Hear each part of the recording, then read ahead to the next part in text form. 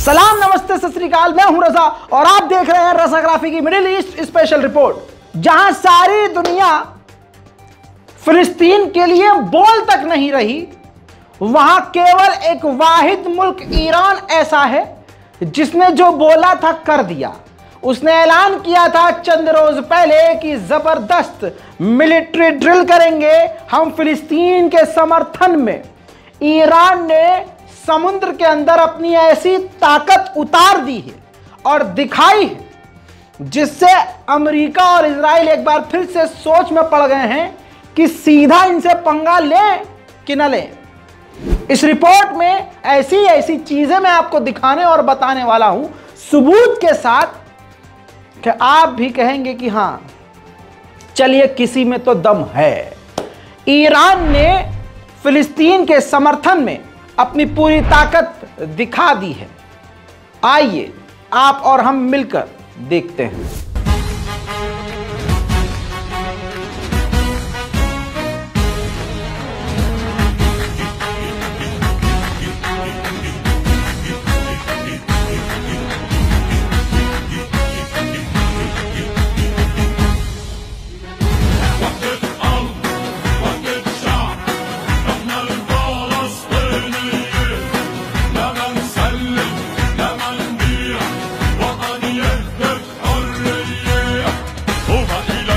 أرض وجود وما إلك شربة مية، هذه أرضي وأرض جدودي بنو هالكنعانية. لا إلك إلا البارود ومالك على أرضي نية، وطالع لك شعب الأسود أسود يا ابن اليهودية. وصفقة قرنك ما بتمشيش وراح نقطع راس الحي، اخرس يا رامبو تحجيش احنا الفلسطينيين. صحنك إجاب الفولي وهذا القدس هي وما نكف ومهما ندوري عاصمتنا الأبدية. ما إلك إلا البارودي وما إلك على أرضي دي، طلع لك شعب الأسودي اشرد يا ابن اليهودية.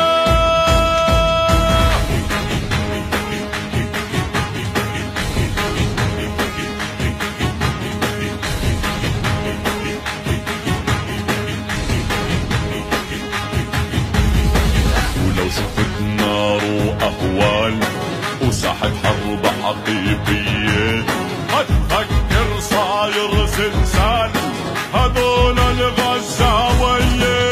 لا إلك إلا البارود ومالك على أرضي نية، وطالع لك شعب الأسود أسود يا ابن اليهودية.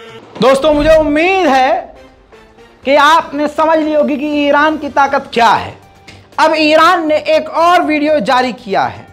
उस ईरान की वीडियो के अंदर जो मस्जिद अल अक्सा के लिए जो फिलिस्तीन के ग्रुप हैं, चाहे अल कस्साम ब्रिगेड हो, हमास का कोई ग्रुप हो या किसी और देश का कोई ऐसा ग्रुप हो जैसे लेबनान, सीरिया, ईरान या कोई और यमन का ऐसा ग्रुप जो मस्जिद अल अक्सा के लिए काम करता है, उनके तमाम बैच दिखाए गए हैं। जैसे नेटो की सेनाएं, आसान कर देता हूं, परेशान न होइए।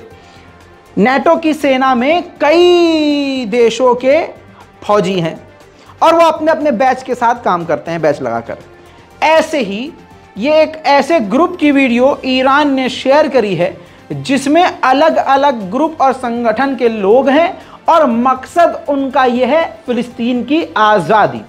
अब उस तस्वीर में और उस वीडियो में तमाम वो ग्रुप मौजूद हैं जिसने इजराइल की नींद उड़ा रखी है। देखें, देखिए।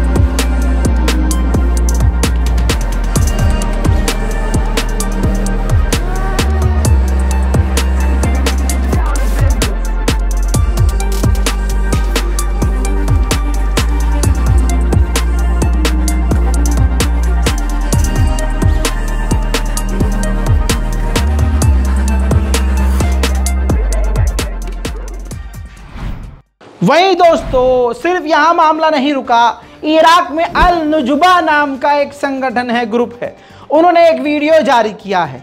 आइए वो मेरे साथ देखिए ताकि मैं आपको समझा सकूं। ये देखिए, इस वीडियो के अंदर हेब्रू भाषा में कई चीज़ें एक्सप्लेन की गई हैं, बताई गई है कि मस्जिद अल अक्सा के अंदर इस साल भी हमला किया गया, गोलीबारी की गई, बेहुरमती की गई। तमाम उन तस्वीरों को दिखाया गया है जो यहूदियों ने उस मस्जिद अल अक्सा में किया है, फ़िलिस्तीनियों पर जुल्म किया है, उनके साथ मारपीट की है, नमाजियों को परेशान किया है, नमाजियों पर हमला किया है, अल अक्सा की बेहुरमती की है।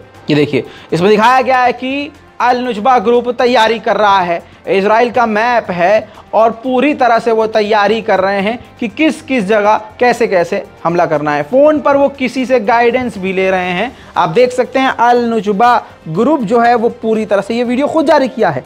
इलाके को सैटेलाइट तस्वीर इसमें दिखाई गई, सैटेलाइट से वो निशाना रख रहे हैं और कौन कौन IDF के कमांडर हैं जो इनके निशाने पर हैं, मैप में वो मार्क कर रहे हैं, वायरलेस से वो बात कर रहे हैं और लिखा हुआ स्क्रीन पर आ रहा है कि वो इन तमाम चीज़ों का वो बदला लेंगे। आखिर में इजराइल की तस्वीर आती है और बिल्डिंगों से धुआं उठता हुआ नज़र आ रहा है। जी हाँ, VFX का इस्तेमाल करके प्रॉपर दिखाया गया है कि इजराइल के कई इलाकों पर ये बड़े हमले करने वाले हैं।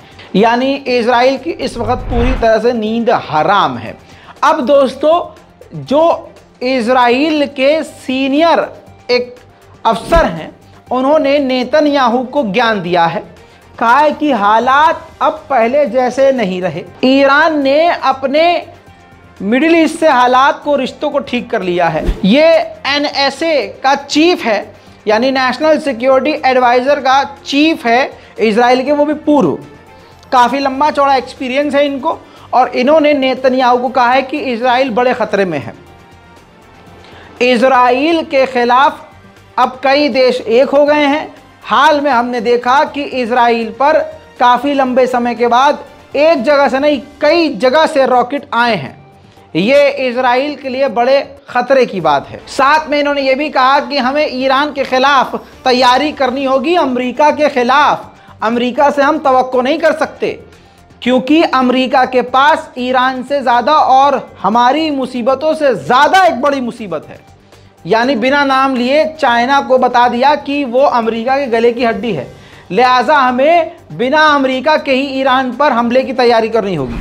अब आप समझिए कि इजराइल की कितनी टाएं फिसो रखी है, कितना परेशान है, कितना डरा हुआ है इजराइल। इजराइल ने नेशनल वाइड अपने चारों तरफ बॉर्डरों को मजबूत कर लिया है और सबसे घातक एयर डिफेंस सिस्टम को तैनात कर दिया है। गाजा की तरफ सबसे घातक डिफेंस सिस्टम नहीं है, सबसे घातक और मजबूत एयर डिफेंस सिस्टम उसने सीरिया और लेबनान के बॉर्डर पर तैनात किया है, क्योंकि वहां से भी इसका दम निकल रहा है कि अब यहां से अंदर से नहीं उधर से भी रॉकेट आ सकता है। साथ में अमेरिका से ये उम्मीद जताई है IDF ने कि हम जो जंग की तैयारी कर रहे हैं ईरान के खिलाफ, इसमें अमेरिका हमारा साथ दे। साथ ही इजराइल के ऑफिशियल ने यह भी कहा है जिस प्रकार से जितनी तेजी से ईरान और रशिया करीब आ रहे हैं, इससे इजराइल के रूस से संबंध खराब हो जाएंगे और ऐसा हुआ तो इजराइल का सबसे तगड़ा नुकसान होगा, क्योंकि हमारे जो मिलिट्री कॉरपोरेशन है, एग्रीमेंट हैं, वो रूस के साथ हैं। रूस की एयरफोर्स है और इजराइल की जो एयरफोर्स है, दोनों मिलकर सीरिया में एक साथ उड़ान भरती है। हमें सीरिया में काफ़ी बड़ा नुकसान देखने को मिलेगा। उधर ईरान ने साफ कह दिया है कि आने वाले समय में इजराइल अपने आप मिट जाएगा, क्योंकि इतनी बड़ी बड़ी मुसीबतों में वो ऑलरेडी घिर चुका है। उधर इराक की राजधानी में बगदाद में इस्लामिक जिहाद की एक बड़ी डेलीगेशन आज मौजूद है, पहुंची है, जहां आज के दिन पूरी दुनिया में इंटरनेशनल कुद्स डे मनाया जा रहा है, उस पर यह भाषण दे सकें। वहीं दोस्तों, ईरान और तालिबान करीब आ रहे हैं। यह भी उन लोगों के लिए जोरदार तमाचा है जो इस खतरनाक दौर में भी शिया सुन्नी करने से बाज नहीं आ रहे। यह तस्वीर उनके मुंह पर जोरदार तमाचा है। एक तरफ ईरान की डेलीगेशन, ईरान के फॉरेन मिनिस्टर हैं और एक तरफ तालिबान की डेलीगेशन और तालिबान के फॉरेन मिनिस्टर हैं। दोनों ने, ईरान और तालिबान ने कई अहम मुद्दों पर सहमति जताई है। आने वाले समय में इस मीटिंग का असर आपको नजर आने वाला है। मोहम्मद एल असीबी नाम के इस 26 साल के नौजवान को इजराइल ने यह कह के कत्ल किया था मिलिट्री ने कि यह हमारी बंदूक छीन रहा था, जिसके बाद हमने गोली मारकर इसको कत्ल किया। जब इजराइल ने ही इसकी जांच पड़ताल करी, इजराइल की ही जो एजेंसियां हैं उन्होंने जांच करी, तो पाया कि इसने एक भी क्राइम नहीं किया था। इस नौजवान का कोई गुनाह नहीं था, बस फजूल में इस नौजवान को कत्ल कर दिया गया। अब दोस्तों आगे इजराइल क्या करेगा उन कातिलों के साथ नहीं पता, लेकिन आपको अच्छे से मालूम है कि यह पहला केस नहीं है। इजराइल इसी तरह से ताकत का इस्तेमाल करके फिलिस्तीन के मुसलमानों का खात्मा कर रहा है। उधर यूएन के एक्सपर्ट्स ने भी साफ साफ कह दिया है इजराइल को कि आप फिलिस्तीन के इलाकों पर कब्जा करना बंद करें और फिलिस्तीन पर हमला करना बंद कर दें। ठीक ऐसे ही जैसे भारत के मुसलमानों के साथ भारत में बहुसंख्यक समाज कर रहा है, वैसे ही यहूदी फिलिस्तीन के मुसलमानों के साथ कर रहे हैं। तो भारत के मुसलमान फिलिस्तीन के मुसलमानों के दर्द को अच्छे से समझ सकते हैं। ठीक ऐसे ही भारत के ईसाई भी बहुसंख्यक समाज के निशाने पर हैं। ठीक वैसे ही यहूदी भी ईसाइयों को हिकारत से देखते हैं। जैसे ये तस्वीर देखिए, ये जो नन है वो बाहर खड़ी हुई हैं चर्च के। यहूदी सुअर वहाँ से गुजरते हैं और नन के बेहद करीब थूक कर जाते हैं, चर्च के दरवाजे पर, गेट पर थूक कर जाते हैं। और ये पहली तस्वीर नहीं है। मस्जिद अल अक्सा के अलावा आपको बताऊं, जो ईसाई लोग हैं उन पर भी फिलिस्तीन में हमले बढ़े हैं और गिरजाघर पर भी हमले हुए हैं यहूदियों के द्वारा। 2017 में कतर को सऊदी अरब, यूएई, बहरैन और इजिप्ट ने तन्हा छोड़ दिया था, ये कहते हुए कि कतर आतंकवादियों को समर्थन देता है। लेकिन 2021 में सऊदी अरब, इजिप्ट और यूएई ने अपने रिश्ते ठीक कर लिए। अब कल जाकर 6 साल बाद बहरैन ने भी कतर से अपने रिश्ते ठीक कर लिए हैं। देखिए यहाँ पर मैं आपको बताऊं, मुसलमानों के लिए ये बड़ा खूबसूरत वक्त चल रहा है। ये इंटरनेशनल लेवल का जो माहौल चल रहा है कि अरब ममालिक, मुस्लिम ममालिक एक हो रहे हैं। अगर तमाम मुस्लिम मुल्क एक हो गए तो यकीनन जहां जहां मुसलमानों पर जिस देश में जुल्म हो रहा है उन पर भी असर पड़ेगा और उनकी सरकारें भी फिर मुसलमानों पर हाथ डालने से पहले 141 मरतबा सोचेंगी। लीजिए, जो कल बताया था उसका सबूत रख रहा हूं। ये देखिए खूबसूरत तस्वीर। सऊदी अरब के फॉरेन मिनिस्टर और सीरिया के फॉरेन मिनिस्टर्स ने मुलाकात करी है और दोनों देशों ने जो फैसला लिया है वो अमेरिका के मुंह पर एक ज़ोरदार तमाचा है। तमाचा क्या, एड़ी की तरफ से ठुड्डी पर अमेरिका के लात है ये, क्योंकि सीरिया और सऊदी अरब दोनों ही तैयार हो गए हैं कि जो विदेशी सेनाएं इजराइल की, रशिया की और अमेरिका की और दूसरे देशों की सीरिया में मौजूद हैं उनको वापस भगाया जाए। इसके अलावा यूएई के प्रेसिडेंट इजिप्ट पहुंच चुके हैं। इजिप्ट में उनका स्वागत रेड कारपेट के द्वारा किया गया। ज़बरदस्त तरीके से उनका स्वागत किया गया। उनके स्वागत के लिए खुद इजिप्ट के राष्ट्रपति वहां मौजूद थे, जिन्होंने उनका स्वागत किया, खुद एयरपोर्ट पर मौजूद थे। और अब इजिप्ट और यूएई अपने तमाम मसलों को भूलकर एक हो जाएंगे। पेट में दर्द तो अमेरिका के हो रहा है कि ईरान से ठीक कर लिया यार, किसी और का दर्द नहीं हो रहा कि सऊदी अरब ने यमन से ठीक कर लिया, उनसे ठीक कर लिया, उनसे नहीं, सऊदी ने ईरान से मामला ठीक कर लिया। दर्द हो रहा है अमेरिका के। ये देखिए, जद्दा में सऊदी अरब के फॉरेन मिनिस्टर से अमेरिका के 2 सीनियर कॉन्सुलेट ने मुलाकात करी है, बड़े बड़े अधिकारियों ने मुलाकात करी है जो बाइडन के एडवाइज़र भी हैं और काफ़ी करीबी हैं। अब बाइडन का कौन सा दर्द और तकलीफ लेके सऊदी अरब के पास ये रोने आए हैं, आपको भी पता है और हमको भी पता है। लेकिन रिपोर्ट में खुलकर कहा गया है कि यमन और ईरान के मुद्दे पर सऊदी अरब से बात करने के लिए बाइडन के 2 मंत्री आए थे। उधर फ्रांस पीकेके के ग्रुप के साथ, कुर्दिश ग्रुप के साथ मुलाकात करने वाला है, मीटिंग करने वाला है, जिस पर तुर्की भड़क गया है। तुर्की के विदेश मंत्रालय के द्वारा कहा गया है कि आतंकवादियों से बातचीत करने का क्या ही मतलब है। यह हमारे खिलाफ उठाया जाने वाला कदम है जिस पर हमारी पेनी नजर है। उधर दोस्तों अज़रबैजान आर्मीनिया के बीच जंग की चिंगारी फिर से लग गई है।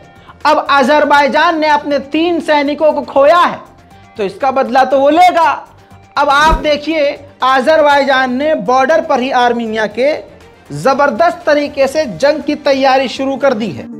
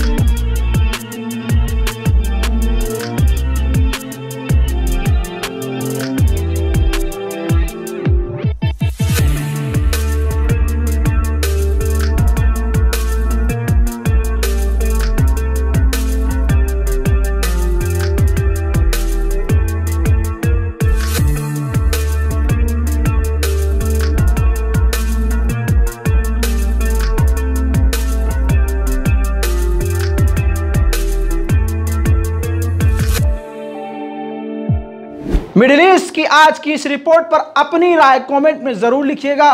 रिपोर्ट को शेयर कीजिए, दुआओं में याद रखिए। मैं हूं रजा और आप देख रहे थे रजाग्राफी।